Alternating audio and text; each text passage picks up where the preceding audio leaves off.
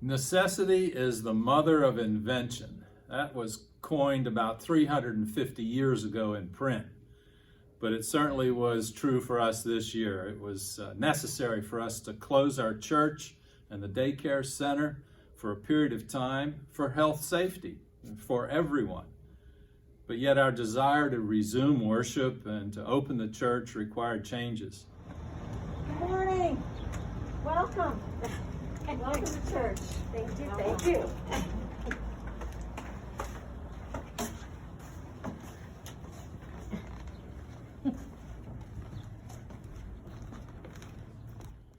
So I'm amazed at the flexibility that our church family has shown to adapt, and the innovations to worshiping online and outside, conducting meetings online and outside, and the generosity on all fronts. Also the determination of our people as we trust and wait for God to get us through this pandemic. So in boxing terms, we've taken a 1-2 punch. I call it isolation and desolation. But we're still standing.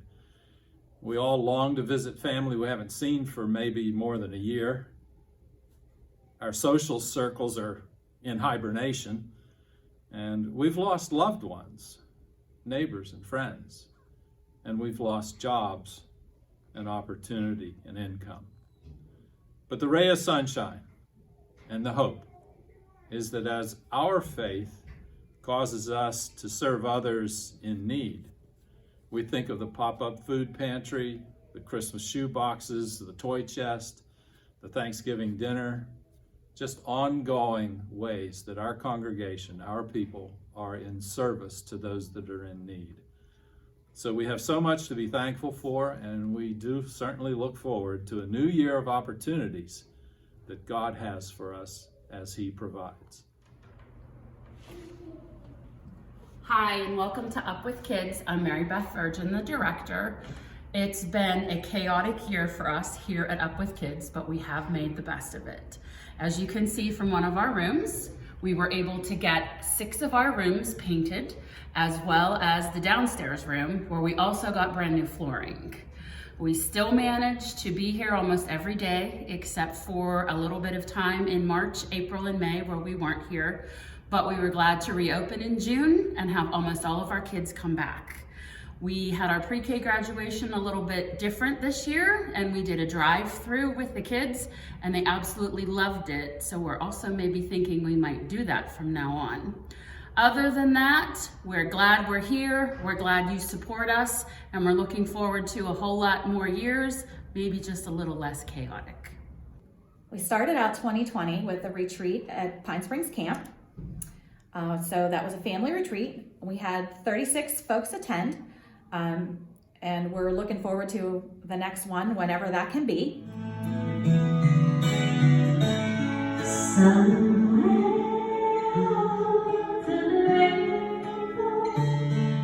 So then everything changed that we were used to.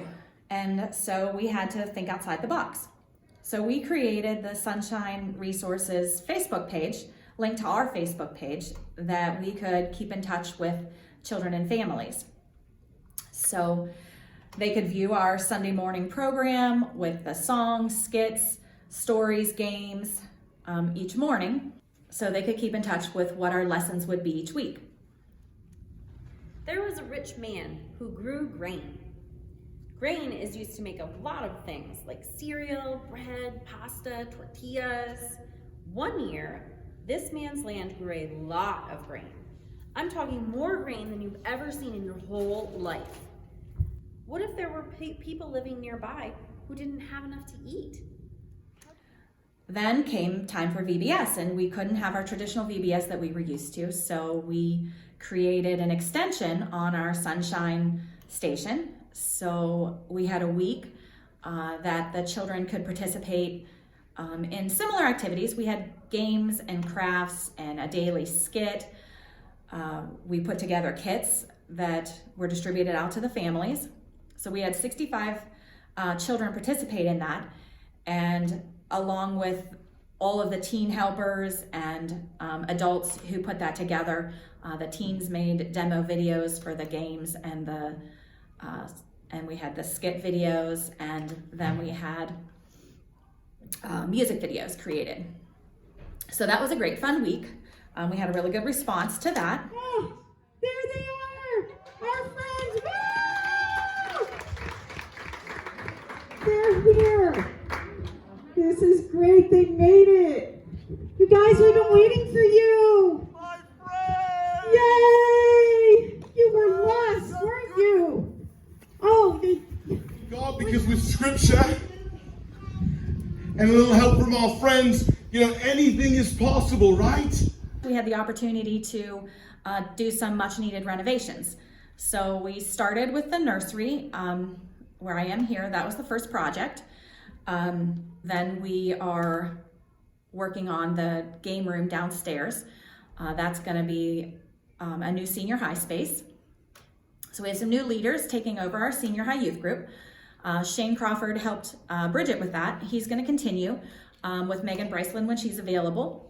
And we have Jake and Lauren Krutzman who are going to lead that group. So they all came along with about 10 of the youth to paint the room, do some projects to get it ready. So that's what we're working on right now.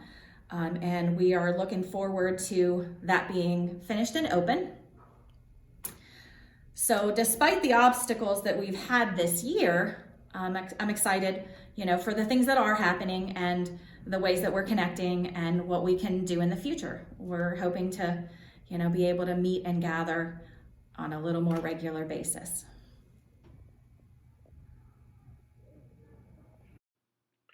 "2020 was full of surprises and surprise guests, beginning with the pop-up pantry partnering with the Greater Canonsburg Houston Ministerial Association.